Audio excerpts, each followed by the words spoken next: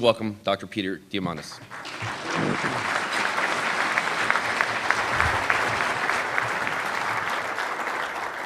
Thank you. Good morning, everybody. It's a pleasure to be here.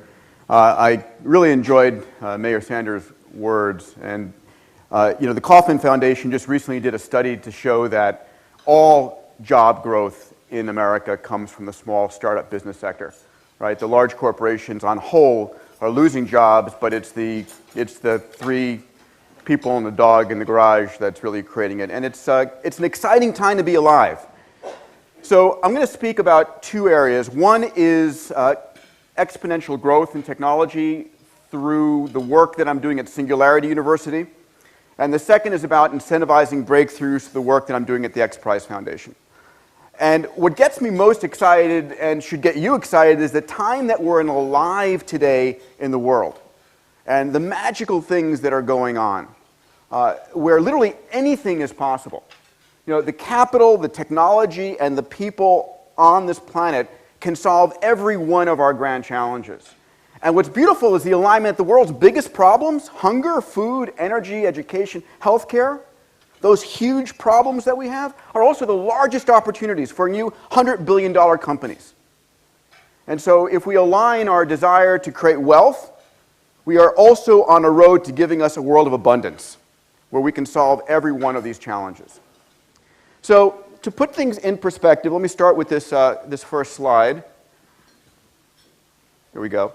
So I want to go back 150,000 years and have you recognize that the human brain, the mind that we have, developed in a world that is best described as local and linear.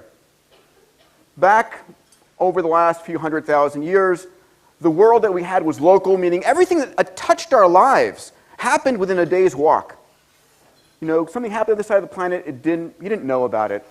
It was linear in that the life of our great-grandparents, the life of our parents, ourselves, our children, didn't change. It was the same generation after generation, decade after decade, century after century. But today, we're living in a world which is really exponential and global. Right? Something happens in South Korea or India or Russia, and we know about it 30 seconds later. And it's exponential in the fact that it is the life of our grandparents, ourselves, and our kids are transformed completely. The rate of change is growing extraordinary. So on this curve over here, you see sort of the red line representing traditional human growth, the fact that we don't change very fast as human beings, but the yellow line is really the exponential growth of technology. And the difference between those two is disruptive stress, meaning that if you think about the fact that billion-dollar companies are folding overnight, industries are going away, dematerializing, and billion-dollar companies are coming out of nowhere, going from startup to being sold to Google by YouTube in 1.5 years for over $1.5 billion. Groupon going from startup to over $6 billion valuation in 18 months. Incredible rates of growth.